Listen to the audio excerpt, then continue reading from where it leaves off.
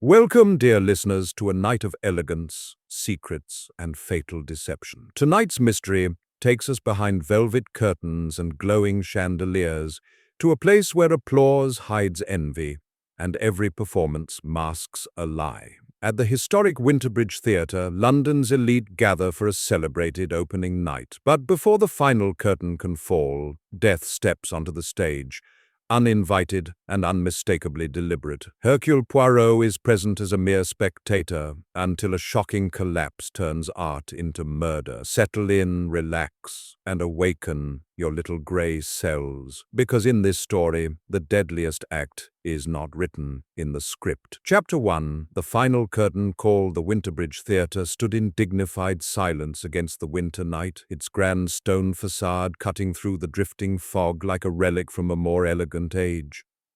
Frost clung to the iron railings outside, and the gas lamps lining the street cast a golden haze upon arriving carriages. For decades, the theatre had been a symbol of culture, ambition, and carefully concealed scandal, but on this particular evening, it shimmered with an unusual electricity. It was opening night. Inside, warmth enveloped guests as they stepped through the heavy oak doors. Plush red carpet softened the sound of footsteps, while chandeliers of cut crystal scattered light across gilded balconies and polished brass railings. The scent of perfume, old wood, and faint cigar smoke blended into an atmosphere both luxurious and faintly oppressive. Hercule Poirot paused just inside the entrance, taking in the scene with measured appreciation. He adjusted his immaculate gloves and allowed his sharp eyes to travel slowly across the foyer. People believed theatres were places of illusion, he reflected, but in truth they revealed far too much. Applause, after all,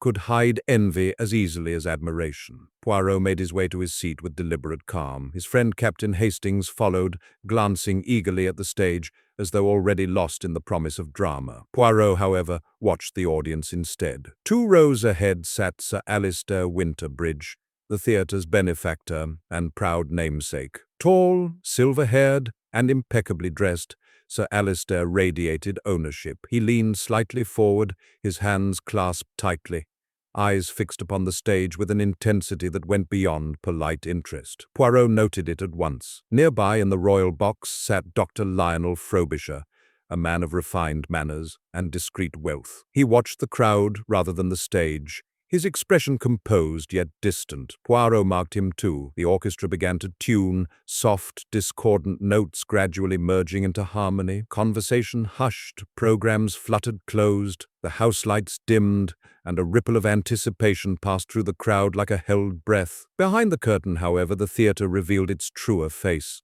Narrow backstage corridors echoed with hurried steps and murmured lines. Actors brushed past one another with forced smiles, their greetings thinly veiled. Old rivalries clung to the walls like dust in the wings. Every mirror reflected more than powdered faces. It reflected ambition. In a dressing room near the end of the corridor, Clara Vane sat alone. She was the evening star, her ascent to fame both swift and controversial. Tonight her costume lay perfectly arranged beside her, but her gaze remained fixed upon the mirror. Her reflection stared back at her, beautiful, controlled, and deeply unsettled. On the vanity table lay a folded letter. She had read it many times already. Each time it seemed to weigh heavier in her hands. Whatever words were written inside had shaken her composure more than opening night nerves ever could. Slowly, she folded the letter once more, smoothing its edges as though the act might quiet her thoughts. A knock rapped sharply at the door. 5 minutes, Miss Vane?" She inhaled, straightened her shoulders, and slipped the letter into her bodice. The show, as always, must go on. Out front, the curtain rose to enthusiastic applause. The silent Duchess unfolded with precision and grace. The sets were lavish, the dialogue sharp, and the lighting expertly arranged. Clara Vane commanded the stage with remarkable presence. Her voice carried sorrow, defiance, and vulnerability in perfect balance. Hercule Poirot watched carefully. He observed Sir Alistair's knuckles whitening as he leaned forward during Clara's scenes. He noticed Dr. Frobisher's unblinking attention whenever she spoke.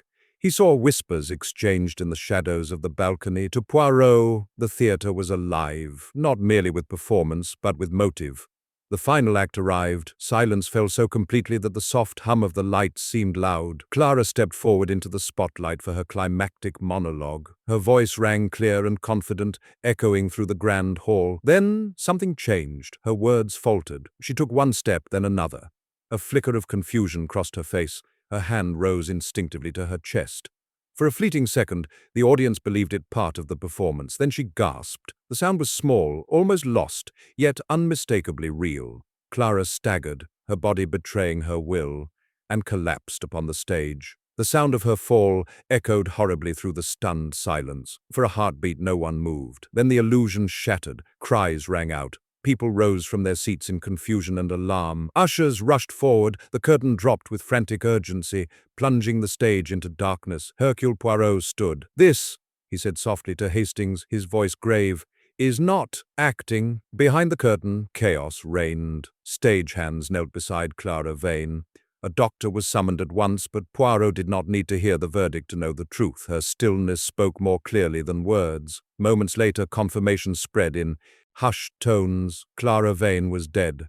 The theatre doors were sealed. The audience remained inside. Whispers turned sharp with fear. Poirot surveyed the faces around him. Shock, grief, calculation. Somewhere among them sat a murderer. And as the Winterbridge theatre fell into an uneasy silence, Poirot allowed himself a single chilling thought. The final performance had concealed a crime of careful design. Chapter 2, A Theatre Sealed in Silence. The Winterbridge Theatre, moments earlier, alive with applause and glittering confidence, had transformed into something colder, something like a locked box. The curtain remained down. The orchestra had fallen silent. The audience, once eager, now stood in uneasy clusters, murmuring with fear and disbelief. Backstage, the corridors had become tight, crowded arteries of panic. Stagehands whispered. Actors hovered near their dressing rooms, clutching robes to their shoulders, as if the fabric could protect them from the truth. Clara Vane lay where she had fallen, now partly shielded by a hastily placed screen. A small circle of men stood around her. One of them, a theatre physician, called from the audience with urgent speed. He had knelt, checked for signs of life, and then slowly stood with the kind of solemn finality that required no explanation. "She is gone," he said quietly. A rippling gasp passed through the nearby staff. Someone began to cry. Someone else muttered a prayer. Poirot stepped closer, not with haste but with purpose. His eyes moved from Clara's still form to her hands, to the faint trace of moisture near her lips, to the way her costume sat, undisturbed, as though her body had surrendered quickly. He did not touch anything. He simply watched. "Mon Dieu," Hastings whispered beside him, shaken. "How could this happen in front of everyone?" Poirot's gaze remained fixed. "Ah, Hastings, you ask the question that matters. How could it happen, and why? The theatre is full of eyes, yet there are always shadows." Before more could be said, a commotion rose near the stage entrance. A uniformed constable pushed through, followed by a taller man in a dark overcoat, Inspector Japp. "Poirot!" Japp's voice carried relief mixed with irritation, as though fate had done him a favor but reminded him he owed it. "Don't tell me you were just here for the show." "I was," Poirot replied smoothly, "but it seems the evening's entertainment has changed." Japp's eyes darted toward the covered body. His jaw tightened. "We're sealing the building. No one leaves. I've posted men at every exit. If this is murder—" "If—" Poirot lifted an eyebrow. Japp sighed. "Fine, if this is not an accident, but I'm not calling it murder without reason." Poirot motioned subtly toward the theatre doctor. "Perhaps we will have reason soon." The doctor cleared his throat. There was no obvious injury. The collapse was sudden. It could be heart failure, or something that caused her to stop breathing. "Poison?" Japp asked sharply. The doctor hesitated, uncomfortable. "It is possible, but without examination." Poirot's little grey cells hummed quietly. Poison was elegant. Poison was theatrical. Poison was a murder that could hide beneath the costume of tragedy. Japp turned away, already issuing orders. "Bring everyone to the lobby. Actors, staff, patrons, everyone. We'll take statements." The lobby of Winterbridge was a masterpiece of luxury. Marble tiles, mirrored columns, gold trim, and a wide staircase that led to private boxes and offices. Under normal circumstances, it would have felt like a palace. Tonight, it felt like a courtroom. The patrons gathered in their expensive coats, faces pale. The actors arrived in half-removed costumes. Some had wiped their makeup away in streaks, leaving them looking like ghosts of themselves. Stagehands stood stiffly, fearing blame. At the foot of the staircase, Sir Alistair Winterbridge remained very still. Too composed, Poirot thought, for a man whose star performer had died on his stage. Japp addressed them. "No one is leaving. Miss Clara Vane is dead. Until we know how it happened, you're all staying right here." A wave of protest rose.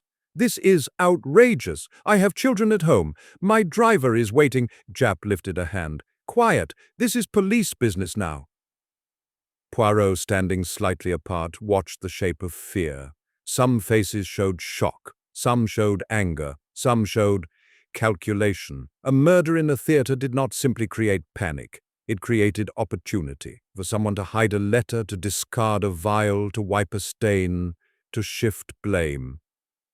Japp began taking names and quick statements. Poirot did not interrupt. He listened like a man listening to music, not to the words, but the rhythm. One actress, a slim brunette with fierce eyes, Marjorie Lorne, Clara's understudy, spoke first, voice trembling. Clara was nervous today, not normal nervous. She kept staring at her dressing room door as if expecting someone. Another actor, sharp-featured and theatrical even now, Felix Harrow, the male lead, snapped, "We're all nervous on opening night. Don't turn this into gossip." Marjorie's eyes flashed. "You hated her," Felix scoffed. "I hated her arrogance, not enough to kill her." Poirot's moustache quivered. Hatred was not always loud. Sometimes it was quiet, sometimes it wore perfume and smiled for the papers. From the royal box, Dr. Lionel Frobisher spoke at last. "Inspector," the woman collapsed, as though seized by something. "That doesn't look like a heart simply stopping." Japp narrowed his eyes. "And you're a doctor, are you?" "A physician, yes," Frobisher replied. "Though not her doctor." Poirot noted the emphasis, "not her doctor." Yet he spoke with certainty. Why? Because he knew something? Or because he wanted others to think he did? A stage manager hurried forward, Mr. Cedric Pym, sweating despite the cold. "Inspector, sir, the backstage doors are locked from the inside. We always lock them during performances." Poirot turned his head slightly. "Always?" Pym nodded quickly. "Yes, so no one sneaks in. It's routine." "And the dressing rooms?" Poirot asked gently. Pym swallowed. "Some lock themselves, some don't. Clara's was locked earlier, I think. She likes privacy. Privacy. A locked door. A letter hidden in a bodice." Poirot felt the strands of the case begin to form, like threads pulled across a loom. Japp stepped beside Poirot, voice low. "You're thinking poison."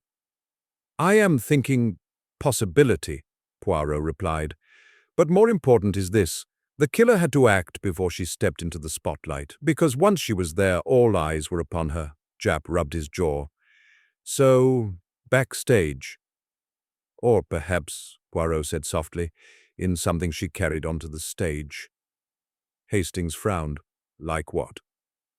Poirot's eyes drifted to a tray on a side table, unfinished glasses of water, some abandoned programs, a half-eaten sweet. "Like a drink, like a lipstick, like a powder, like a letter kissed with something unpleasant." Japp exhaled. "Don't get poetic, Poirot. I need facts." Poirot smiled faintly. "Then we must find the facts where others look only at drama." As the lobby filled with rising tension, Sir Alistair finally stepped forward, voice controlled. "Inspector, this is my theatre. Whatever you require, you will have.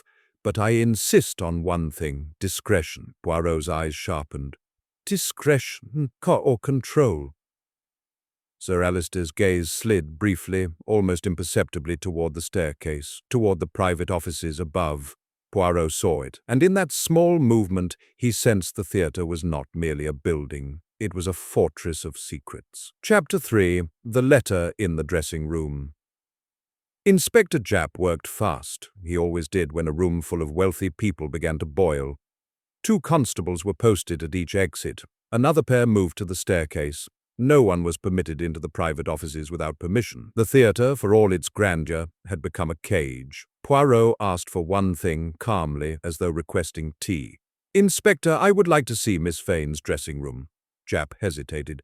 "You and your little excursions." But you wish to know what happened, yes?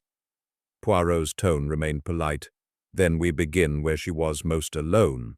Japp grunted and waved a constable. Fine, but touch nothing.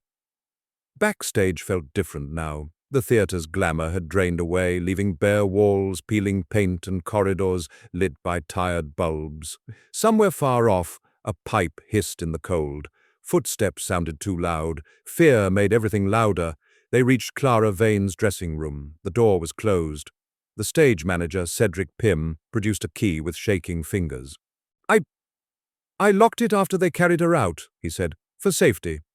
For safety, Poirot repeated softly. The door opened to a room that felt intimate, like a private confession. A mirror framed by lights reflected their faces in harsh clarity. A costume hung neatly on a hook. A vase of flowers sat on the vanity, white lilies already drooping from warmth and time. A faint scent of expensive perfume lingered, sweet and almost suffocating. Poirot stepped inside as though entering a chapel. On the vanity lay makeup items arranged with unnatural neatness. Powder compact, lipstick, hairpins. A glass of water stood near the edge, half full. Beside it was a small silver dish with lozenges, throat sweets, likely used by performers. A handkerchief lay folded. Hastings murmured, "It looks normal." Poirot did not answer immediately. He leaned closer to the mirror, not admiring himself, but studying smudges near the edge, fingerprints. Then his eyes moved to the chair in front of the vanity. There was a tiny crease on the cushion, as if someone had sat there recently. Not Clara. Clara would have sat centered, facing the mirror. This crease was angled. Someone else had sat here. Japp crossed his arms. "You see a ghost?" Poirot moved toward the waste bin. Inside, beneath crumpled tissues, was a torn corner of paper, clean tear, purposeful. Poirot did not touch it. He pointed. Japp knelt and used a pencil to lift it. "Looks like a letter." "Ah," Poirot said. "So the letter exists." Hastings blinked. "You already knew?" Poirot's eyes turned to the bodice of Clara's stage costume, now draped over a chair. "Because she hid something in her clothing. Fear makes people hide, Hastings. But fear also leaves traces." Japp narrowed his gaze. "What do you think the letter said?" Poirot looked around the room again. Perhaps a threat, perhaps blackmail, perhaps an invitation to meet. But the important question is who wrote it and who wanted it destroyed. Cedric Pym wrung his hands at the door. "Inspector, sir, may I say something?" Japp snapped. "Spit it out." Pym swallowed. "Miss Vane, she argued earlier with Mr. Felix Harrow." Hastings leaned forward. "Argued about what?" Pym's eyes flickered. "I don't know, sir, but I heard her say, 'You won't ruin me.' And he said, 'You ruined yourself.'" Poirot's moustache twitched. Ruin, reputation, theatre was made of it. Japp looked to Poirot. "So Harrow is our man?" Poirot smiled gently, which annoyed Japp immediately. "Perhaps. Or perhaps Mr. Harrow is the easiest story to tell." Poirot moved toward the flowers, lilies. He noticed a small card tucked among them, a printed name at the bottom, A. Winterbridge. Sir Alistair had sent flowers to his star. That was not unusual. Yet Poirot felt an unease, too formal, too possessive. Poirot turned his attention to the glass of water. A faint ring of residue clung to the inside edge, hardly visible. A performer might sip often, leaving traces of lipstick, but this ring was different, slightly cloudy. "Dr. Frobisher," Poirot said suddenly. Japp blinked. "He's in the lobby. Bring him." Minutes later, Dr. Lionel Frobisher stood in the doorway, calm in the way some men are calm because they believe themselves untouchable. Poirot gestured to the glass. "Doctor, what do you see?" Frobisher looked, then shrugged. "A glass of water." "And if I told you there is residue," Poirot said quietly, "what would you think?" Frobisher's eyes tightened for half a second. "I would think it depends on the substance." Japp leaned in.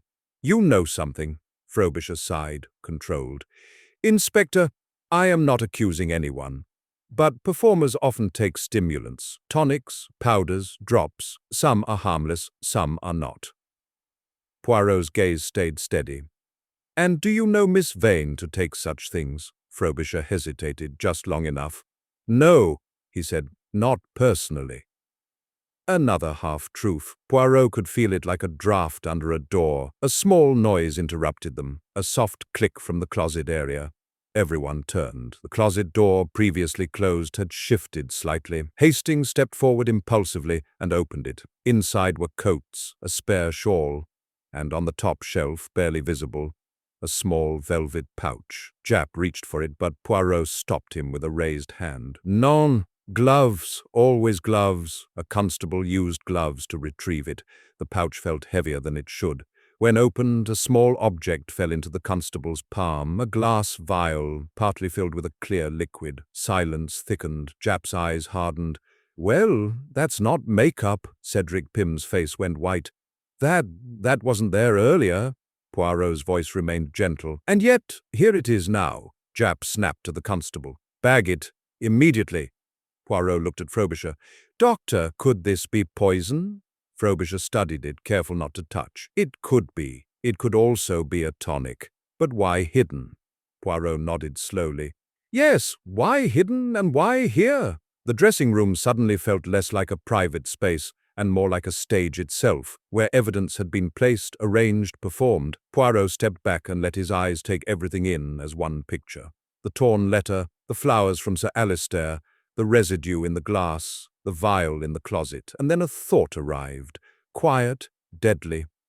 "What if," Poirot murmured, "the killer did not poison Miss Vane tonight, but ensured she would poison herself?" Hastings frowned. "How?" Poirot's eyes glittered. "By making her believe she needed something to steady her voice, calm her nerves, improve her performance, a drop in the water, a lozenge, a powder, a kindness that becomes fatal." Japp grunted. "So we're looking for someone who had access to her room." Poirot nodded. "Yes, and someone who wanted the letter destroyed. Because the letter tells us motive." As they prepared to leave, Poirot's gaze returned briefly to the mirror. In its reflection he saw not just faces, but fear. And somewhere in that fear, guilt was hiding. Chapter 4, Sir Alistair's Secrets. The private offices of the Winterbridge Theatre lay above the main auditorium, accessible by a carpeted staircase rarely used by ordinary patrons. The air here was quieter, heavier, as though the building itself respected the authority of those who occupied this space. Every step echoed softly, amplifying the tension that followed Inspector Japp, Hercule Poirot, and Sir Alistair Winterbridge. Sir Alistair walked ahead, his back straight, his pace controlled, yet Poirot noticed the subtle stiffness in his shoulders. A man accustomed to command, now forced to submit to scrutiny. The office door opened into a room designed to impress. Dark oak paneling lined the walls, adorned with framed posters of legendary productions, triumphs from decades past. A wide desk dominated the center, immaculate, almost aggressively tidy. To one side stood a glass cabinet displaying silver trophies and commemorative plaques. Everything spoke of success, prestige, and possession. "This is highly irregular," Sir Alistair said coolly as he poured himself a measure of brandy. "I trust you understand the damage such investigations can do to a reputation." Inspector Japp folded his arms. "Someone died on your stage. Reputation comes second." Poirot wandered slowly, his gaze lingering not on the trophies, but on the smaller details. A ledger partially hidden beneath papers, a set of blueprints rolled loosely on a side table, and a painting mounted slightly askew on the wall. "You have invested greatly in this theatre, monsieur," Poirot observed gently. "More than money." Sir Alistair's jaw tightened. "It is my legacy." "And Miss Clara Vane," Poirot continued, "was central to that legacy." Sir Alistair set his glass down sharply. "She was talented, difficult, demanding." "Demanding what?" Japp asked. "Control," Sir Alistair snapped. "Creative influence, a share of profits." "She threatened to leave." Poirot's eyes flicked to the ledger. "And if she left, the investors would follow her. The press would devour us." Sir Alistair exhaled. "Winterbridge Theatre cannot survive another scandal." Poirot nodded slowly. "So you had much to lose." Sir Alistair turned on him. "I did not kill her." "I did not say you did," Poirot replied calmly. "I ask only questions." Poirot stepped toward the blueprints and gently unrolled them. They revealed the theatre's internal structure, corridors, storage rooms, and thin lines marked faintly in pencil. "These," Poirot said softly, "are not part of the public design." Sir Alistair hesitated a fraction of a second too long. "Service corridors, old access ways, every historic theatre has them." "And who knows of them?" Poirot asked. "Senior staff, myself." "And actors?" Poirot pressed. "Not officially." Poirot turned his attention to the painting. "May I?" Without waiting, he lifted it slightly. Behind it was a small wall safe. Inspector Japp swore under his breath. "You're full of surprises, Winterbridge." Sir Alistair's voice hardened. "That contains contracts, financial documents." Poirot tilted his head. "Including Miss Vane's contract?" Sir Alistair did not answer. At that moment, hurried footsteps sounded in the corridor. A constable burst in, breathless. "Inspector, Mr. Felix Harrow is missing from the lobby." Japp spun. "What? Gone? No one saw him leave?" Sir Alistair's eyes darted, just briefly, toward the blueprints on the table. Poirot saw it. "Interesting," Poirot murmured. "An actor disappears, and your corridors suddenly become relevant." Sir Alistair stiffened. "Are you suggesting I helped him escape?" Poirot's voice was silk smooth. "I suggest nothing. I observe." Japp snapped orders. "Search the passages, lock every access point." As the constables rushed out, Poirot remained still, studying Sir Alistair's face. "You sent flowers to Miss Vane," Poirot said softly. Sir Alistair looked away. "A courtesy." "And letters?" Poirot added. Sir Alistair's fingers tightened on the desk. "She received many letters." Poirot leaned closer. "Did any of them frighten her?" For the first time, Sir Alistair's composure cracked. "She was unstable," he said harshly. "Fame does that." Poirot straightened. "Or fear does." Outside, the theatre groaned faintly, as if acknowledging the lie. Poirot knew now Sir Alistair had secrets woven into the very walls of Winterbridge. Whether he was a killer, or merely a man protecting his empire, remained to be seen. But the theatre itself had become an accomplice. Chapter 5. Rivalries in the Wings. Backstage, the Winterbridge Theatre no longer felt like a place of art. It felt like a battlefield after the first shot, quiet, tense, and filled with people waiting for blame to land. Inspector Japp moved swiftly, directing constables through costume rooms, prop storage, and rehearsal halls. Every actor was now a suspect. Every whisper carried weight. Poirot, however, chose stillness. He stood near the wings, observing the performers as they gathered, faces stripped of stage confidence, revealing raw emotion beneath. Jealousy, fear, relief, grief.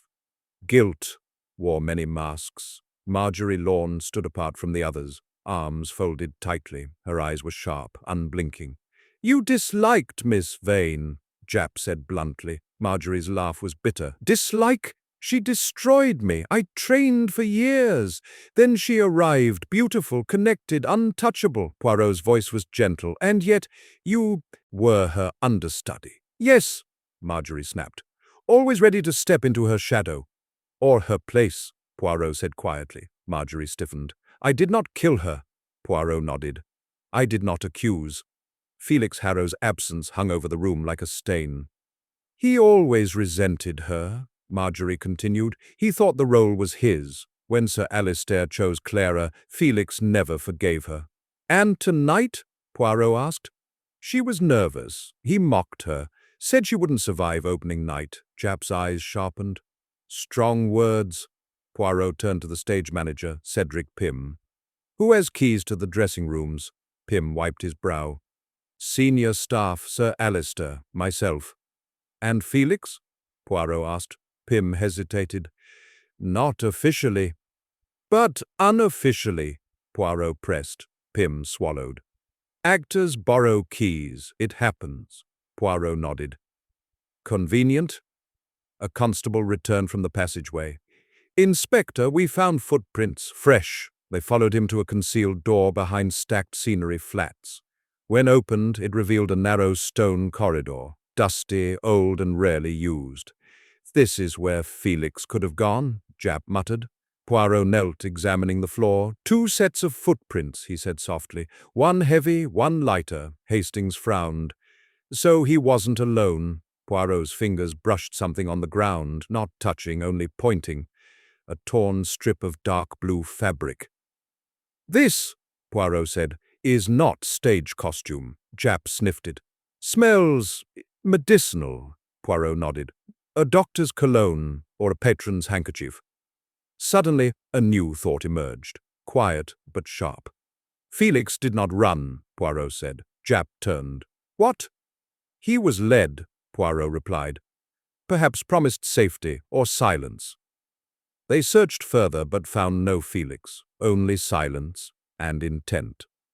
Backstage rivalries were real, dangerous, but Poirot sensed something larger, something orchestrated beyond petty jealousy. Actors envied Clara Vane. Sir Alistair feared her, Felix resented her, but one person understood poison, one person understood timing, and one person had watched her die without blinking. Poirot's little grey cells stirred. The killer was no longer hiding in the wings, he was directing the play.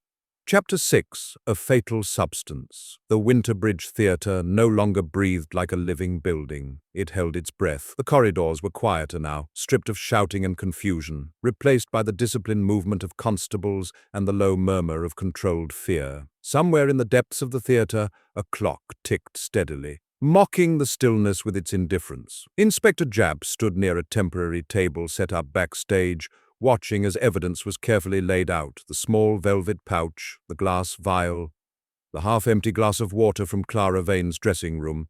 Each item sat beneath harsh light suddenly, transformed from ordinary objects into silent accusations. Dr. Lionel Frobisher stood nearby, hands clasped behind his back, observing with professional detachment. Poirot joined them quietly. "Doctor," Poirot said gently, "you watched Miss Vane collapse. Tell me, what did you see?" Frobisher's tone was calm, rehearsed.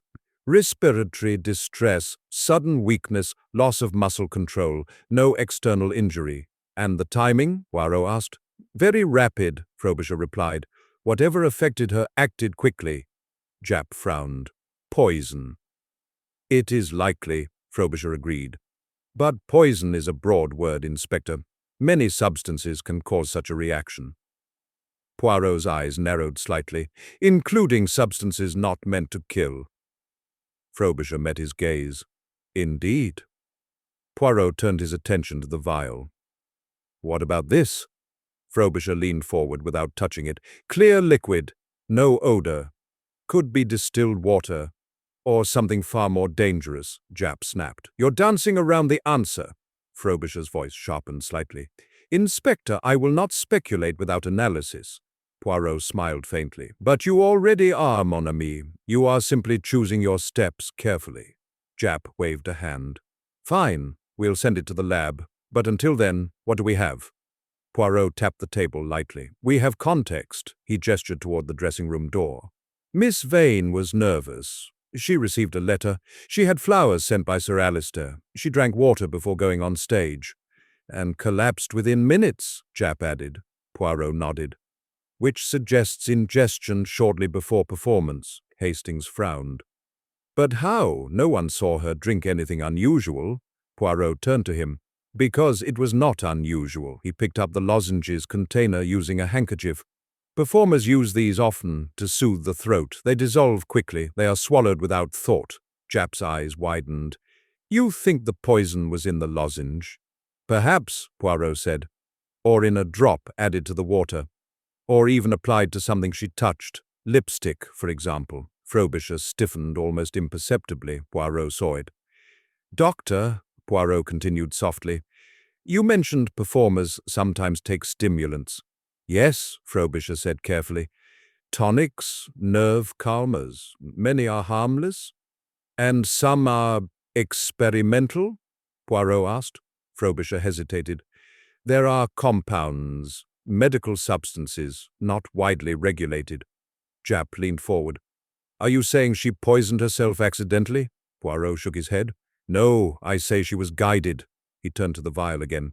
"This substance, whatever it is, was hidden. Why hide a tonic unless it was forbidden or dangerous?" Hastings swallowed. So someone gave it to her? Or convinced her to use it, Poirot replied. A trusted voice, a calm suggestion. The words hung heavy.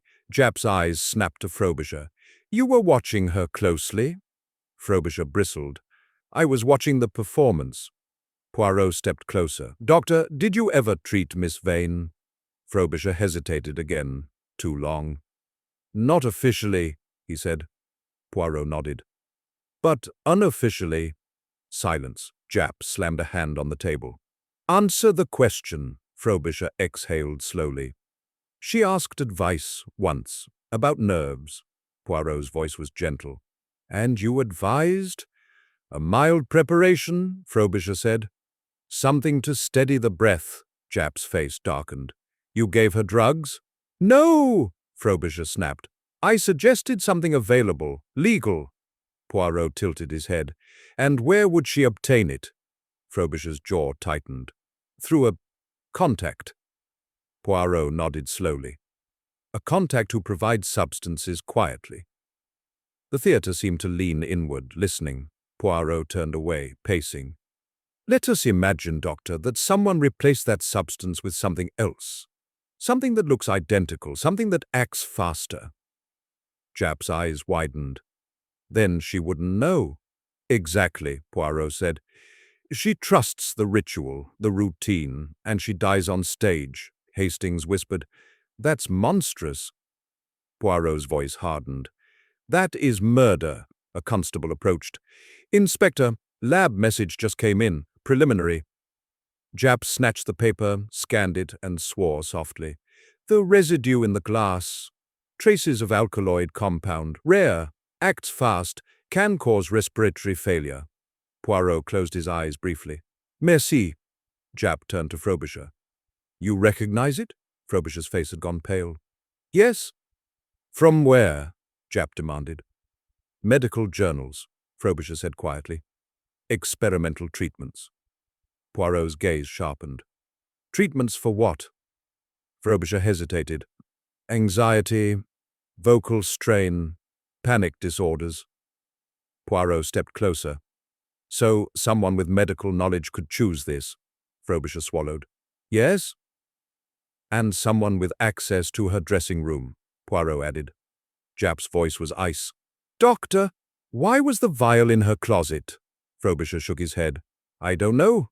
Poirot's eyes flicked to the velvet pouch. Because someone wanted us to find it. Someone wanted us to think she self-administered, Japp muttered. A plant, Poirot nodded.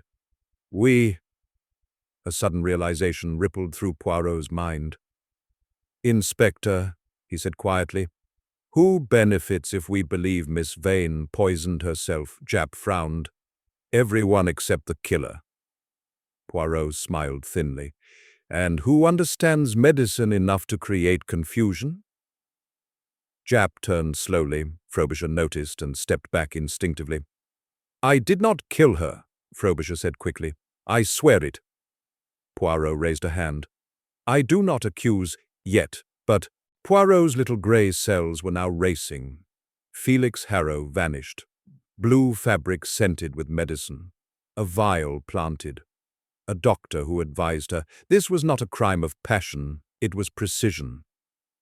As Poirot looked around the theatre, its sealed doors, its watching shadows, he knew the truth was close now. But before it could be spoken, one final misdirection remained, and someone was desperate to keep the curtain closed. Chapter 7, The Timeline Breaks Time, Poirot often reflected, was the most unreliable witness of all. Inside the Winterbridge theatre, time had fractured into fragments, before the collapse, during the scream, after the silence.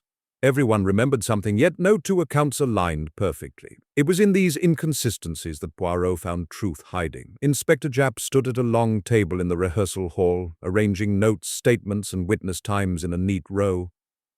Everyone swears they were somewhere else, he growled.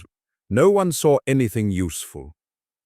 Poirot sat opposite him, fingers steepled, eyes half closed. That is because, mon ami, they are remembering the performance, not the crime. Japp snorted. Same thing, isn't it?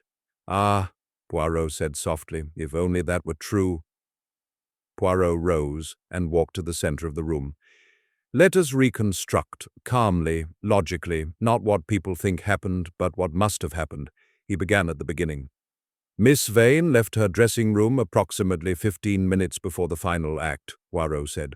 Correct? Cedric Pym, the stage manager, nodded nervously.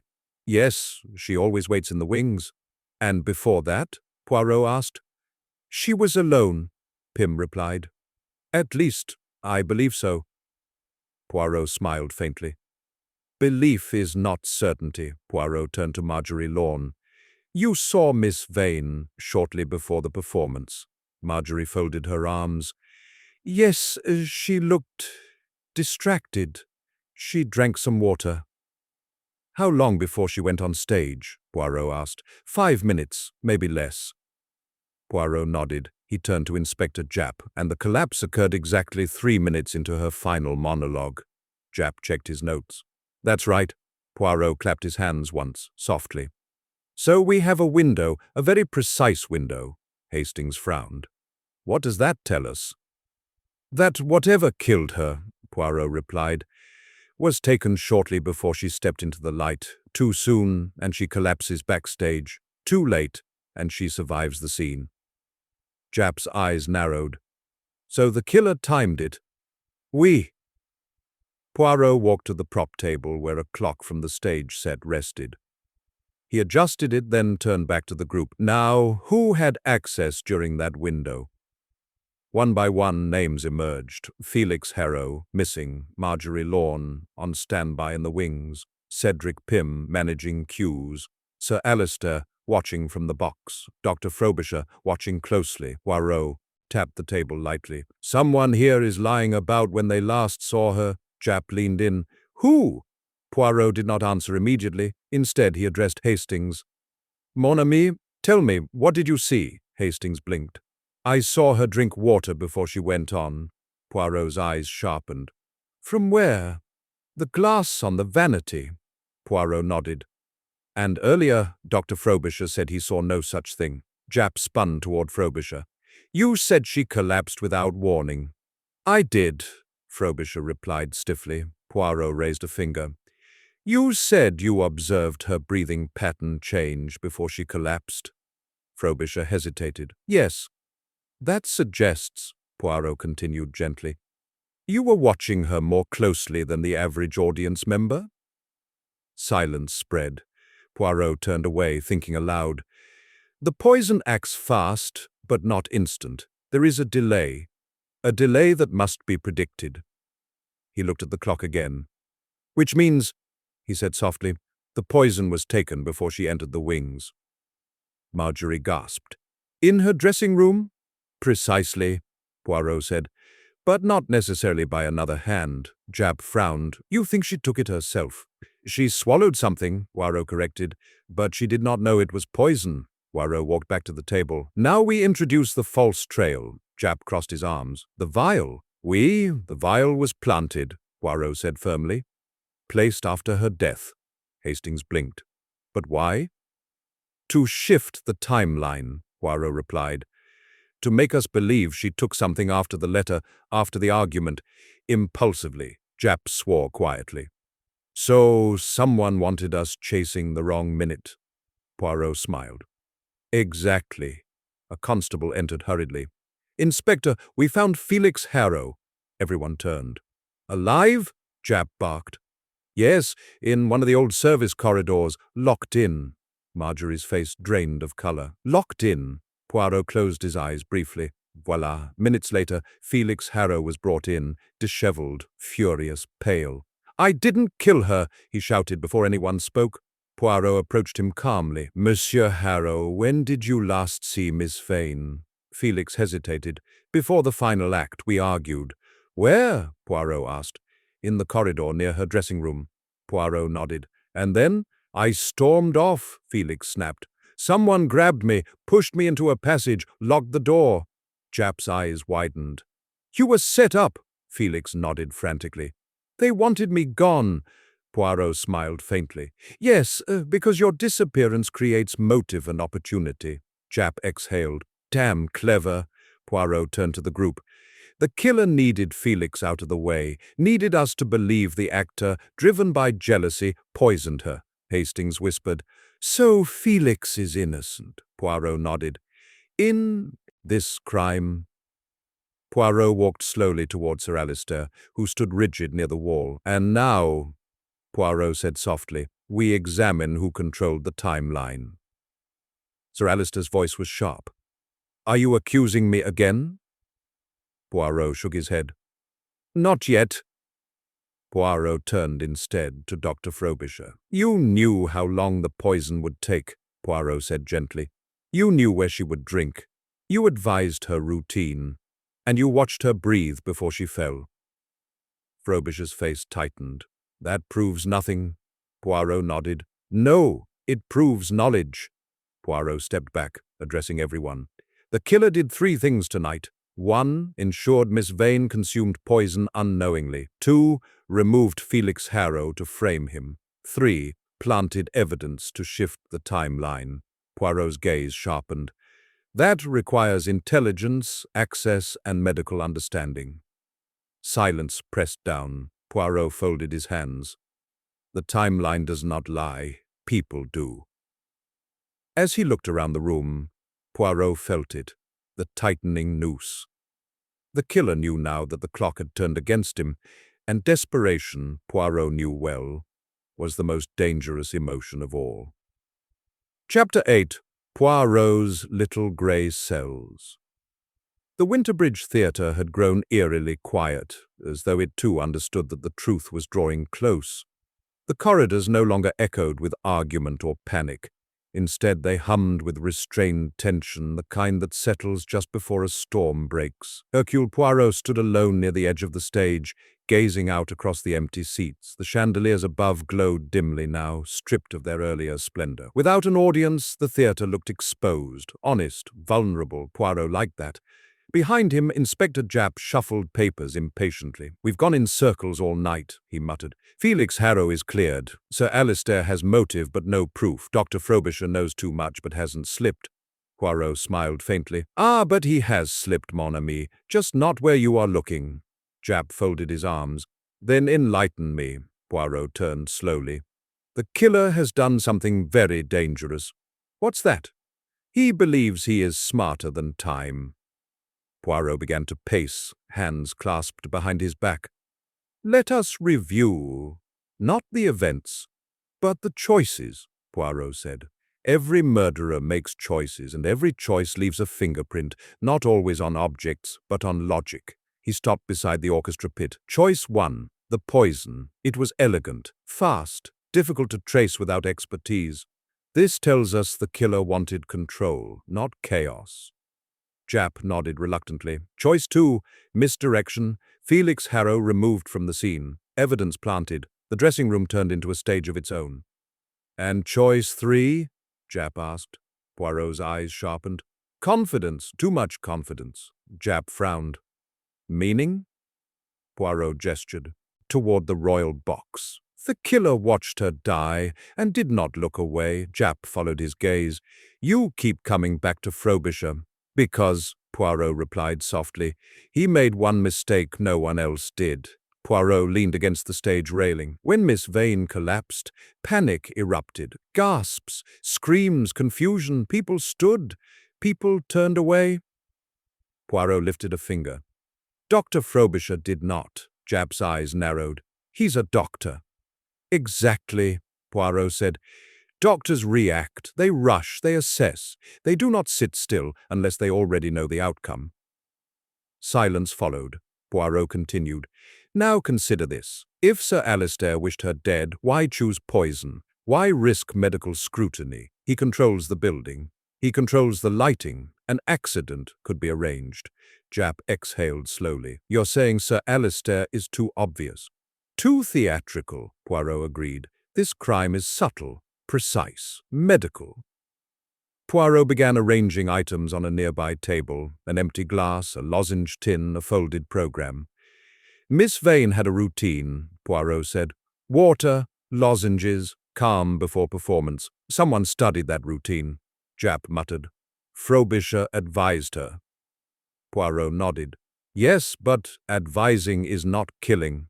Japp looked up. You're losing me. Poirot smiled. Patience. Poirot reached into his pocket and produced a handkerchief. Inside it was a small detail Japp had overlooked, the time notation from Frobisher's written statement. You see this? Poirot said. Dr. Frobisher states he noticed Miss Vane's breathing change approximately 2 minutes before collapse. And? Japp asked. And no one else measured time, Poirot replied, because no one else was counting. Japp froze. Poirot pressed on. He did not say shortly before, he did not say suddenly, he said 2 minutes. That is not observation, that is expectation. Japp's voice dropped. He knew the onset time. Oui, Poirot resumed pacing. Now, why remove Felix Harrow? To frame him, Japp replied. Yes, Poirot said. But also to distract from something else, Poirot turned sharply. The poison was administered earlier than we thought, not minutes before the performance, but earlier in the evening. Japp stared. That contradicts the collapse, Poirot finished. Unless the poison was slow activating until triggered. Japp blinked. Triggered by what? Poirot picked up the lozenge tin. Heat, exertion, increased respiration. Japp swore softly. The stage lights, the monologue. Poirot nodded. The killer did not need perfect timing. The performance completed the act. A constable approached hesitantly. Monsieur Poirot, Dr. Frobisher is asking when he may leave. Poirot smiled. Soon. Poirot walked back toward the lobby where the remaining suspects waited. Sir, Alistair, Marjorie Lorne, Cedric Pym, and Dr. Frobisher himself. Poirot addressed them calmly. We are close now, very close. Frobisher stiffened. If you are implying... Poirot raised a hand. I am explaining. Poirot turned to Sir Alistair. You loved control, but not this method. Sir Alistair said nothing. Poirot turned to Marjorie. You loved the stage, but not enough to kill. Marjorie swallowed. Poirot turned to Cedric Pym. You loved order. Chaos terrifies you. Pym nodded weakly. Finally, Poirot faced Dr. Frobisher. You loved precision, Poirot said softly, and admiration. Frobisher's eyes flashed. This is absurd. Poirot leaned in. You advised her. You understood dosage. You watched the clock. You planted evidence badly because you were rushing. Japp stepped forward. That's enough, Poirot. Either you accuse him or you don't. Poirot smiled sadly. Inspector, the accusation comes next.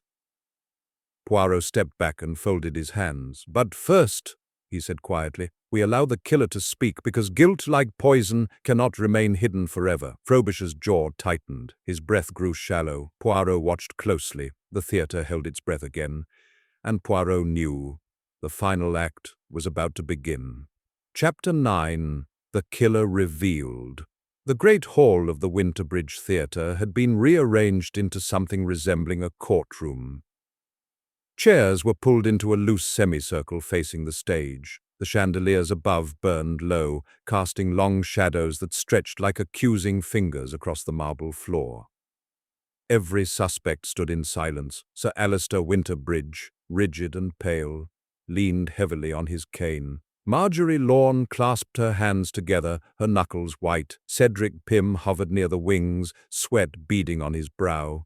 And Dr. Lionel Frobisher stood apart from the others, upright, composed, his expression carefully neutral. Inspector Japp cleared his throat. Poirot, you said you were ready. Poirot stepped forward, immaculate as ever, his moustache perfectly aligned despite the long night. He paused, letting the silence work for him. Mesdames et messieurs, Poirot began softly, a murder has been committed here, not in darkness, but under the brightest light imaginable. That is not arrogance, that is confidence. He turned slowly, allowing his gaze to rest on each face in turn. The killer relied on 3 things: routine, knowledge, and misdirection. Poirot raised a finger. First, routine. Miss Clara Vane followed the same ritual before every performance. Water, a lozenge, a moment alone. Someone knew this because they were told. His eyes flicked briefly toward Dr. Frobisher, then away. Second, knowledge. The poison used was not theatrical. It was medical, rare, precise, fast-acting, but not instant. Poirot took a small vial from a cloth-covered tray and held it up, not touching merely, displaying. This substance causes respiratory failure under exertion. It remains relatively dormant until the body is placed under stress. Bright lights, increased breathing, emotional strain. A ripple moved through the room. The performance itself, Poirot said quietly, completed the murder. Inspector Japp nodded grimly. Poirot continued. Third, misdirection. Felix Harrow was removed from the scene and locked away. Evidence was planted to suggest self-administration. The timeline was bent to frame an impulsive act. Poirot lowered the vial. But there is one thing the killer could not fake. He turned sharply to Dr. Frobisher. Expectation. The word landed heavily. Poirot approached him slowly. Doctor, you told us you noticed Miss Vane's breathing change 2 minutes before collapse. Not shortly, not suddenly, 2 minutes. Frobisher's jaw tightened. You were counting, Poirot said gently. Because you knew, Frobisher scoffed. That proves nothing. Poirot nodded. Then let us continue. Poirot turned to Sir Alistair. You feared scandal. You pressured Miss Vane. You sent letters. But poison? No. You would have arranged an accident. You preferred deniability through architecture, not chemistry. Sir Alistair said nothing, but did not protest. Poirot turned to Marjorie. You envied her, but envy burns hot. It leaves rash marks. This murder was cold. Marjorie's eyes filled with tears. I would never. Poirot raised a hand. I know. Poirot turned to Cedric Pym. You love order. This crime was chaos disguised as order, not your style. Cedric nodded weakly. Poirot faced Frobisher again. You advised Miss Vane on managing nerves. You spoke of a mild preparation. You knew where she kept her water. You knew when she would drink. Frobisher's voice was sharp. Many people knew that. Yes, Poirot agreed. But only one person knew how long it would take. Poirot gestured toward the stage. You watched her die without panic. You did not rush forward. You did not shout for help. You waited, because doctors wait only when they know nothing can be done. Japp stepped closer. Doctor, answer him. Frobisher's composure cracked just slightly. I am a professional. Poirot's voice softened. You are also a man. Poirot leaned in. Tell us about the letter. Silence. Poirot continued gently. Miss Vane discovered something, did she not? Something about your practice, your experiments. Frobisher's face drained of color. She threatened to expose you, Poirot said. Not because she wanted money, but because she was afraid. Japp's eyes widened. You were testing compounds, Frobisher exploded. They were safe, mostly. I needed real conditions. Stress, voice strain, performance. Poirot straightened. And she refused? Frobisher's shoulders sagged. She said she would go to the press. He whispered. Said I was reckless, that I used people. Poirot nodded. So you decided she would never speak? Frobisher's breath trembled. I didn't mean for it to be public. Poirot's voice was firm now. You meant for it to be final, Japp snapped. You poisoned her. Frobisher shook his head wildly. I altered the vial just slightly. She took it herself. You replaced the compound, Poirot said. You counted the minutes. You staged the evidence. You removed Felix Harrow. You watched her die. Frobisher collapsed into a chair, face buried in his hands. Yes, he sobbed. Yes, I thought it would look natural. Exhaustion, weak heart. She was fragile. Poirot's eyes hardened. She was brave. The constables moved in, cuffs clicking softly in the silence. As Frobisher was led away, the theatre seemed to exhale for the first time since the curtain fell. Sir Alistair sat heavily. Marjorie wept quietly. Cedric crossed himself. Poirot turned to Japp. It was always about control, Inspector. He did not want applause. He wanted proof he was right. Japp nodded slowly. Hell of a stage for it. Poirot looked toward the empty seats. Murderers often choose places they believe will protect them. Grandeur blinds people. Poirot adjusted his moustache, but not forever. Chapter 10. The Curtain Falls. Dawn crept slowly across the city, pale and uncertain, brushing the frost from the streets outside the Winterbridge Theatre. The long night of accusation and revelation had finally loosened its grip. Inside, the chandeliers glowed softly once more, not in celebration, but in quiet recovery. The theatre felt different now. Where tension had once hung thick in the air, there was now a fragile calm. Chairs were returned to their places. The stage, cleared of evidence and screens, stood bare and silent, its grandeur intact, yet altered forever by what had occurred beneath its lights. Inspector Japp signed the final papers near the lobby desk, his face drawn but resolute. "We'll take Dr. Frobisher away for a full statement," he said. "Charges will follow." Poirot nodded politely. "Justice, Inspector, is best served while still warm." Japp gave a tired smile. "You were right again, Poirot." Poirot merely adjusted his moustache. Sir Alistair Winterbridge stood near the foot of the staircase, staring at the stage as though seeing it for the first time. His posture had lost its stiffness. He looked older now, smaller. Poirot approached him quietly. "You will reopen," Poirot said gently. "In time." Sir Alistair exhaled. "At what cost, Monsieur Poirot?" Poirot's voice softened. "Truth is expensive, but lies, they bankrupt the soul." Sir Alistair closed his eyes briefly. "I pressured her," he admitted. "Threatened her career? I wanted obedience?"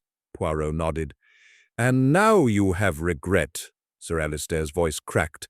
"She was brilliant, and I treated her like property." Poirot inclined his head. "Then let her legacy be art, not silence." Nearby, Marjorie Lorne stood watching the exchange. Her face was pale, eyes hollow with exhaustion. Poirot turned to her. "You will take the lead now," Poirot said. Marjorie startled. What?" "The understudy always knows the role best," Poirot replied. "And now, the stage is yours." Tears welled in her eyes. "I wish it hadn't happened this way." Poirot's gaze softened. "So do we all." Cedric Pym approached hesitantly. "Monsieur Poirot, the board will want explanations." Poirot smiled faintly. "Tell them the truth. The theatre has had enough fiction." As constables escorted the last remaining staff out, the Winterbridge Theatre finally stood empty, just Poirot and Hastings remaining near the aisle. Hastings broke the silence. "You know, it's strange. She died performing. Almost poetic." Poirot shook his head firmly. "No, Hastings, there is nothing poetic about murder, only the illusion of poetry." Poirot walked slowly toward the stage, stepping onto the boards where Clara Vane had fallen. He stood beneath the spotlight and looked out over the empty seats. "She trusted," Poirot said quietly. "She trusted routine, advice, authority." Hastings frowned. "You think this could have been prevented?" Poirot nodded. "Always." Poirot stepped down and turned toward the exit. Outside, the morning air was crisp and clean. The fog had lifted, revealing the river glinting faintly beyond the rooftops. London moved on, as it always did. Carriages rolling, footsteps echoing, life reclaiming space from tragedy. Poirot paused at the top of the theatre steps. "Will you come back?" Hastings asked. Poirot smiled wistfully. "I think not. Some stages are meant to be visited only once." He took one last look at the Winterbridge Theatre, its banners still hanging, its doors soon to open again. "The curtain falls," Poirot murmured, "but the truth remains." With that, Hercule Poirot turned away, disappearing into the waking city, his little grey cells satisfied, his conscience clear. And behind him the Winterbridge Theatre stood silent, holding the memory of a performance that would never be forgotten. End of story. Thank you for staying with us until the final curtain fell. If this mystery kept you guessing, take a moment to share your thoughts below. Did you suspect the killer early on, or did the truth surprise you at the end? Your theories, reactions, and interpretations are always welcome in the comments. If you enjoyed this classic-style detective story, don't forget to like the video and subscribe to the channel for more long-form mysteries and elegant whodunits. Until our next case, rest well, and remember, sometimes the most dangerous secrets hide in plain sight.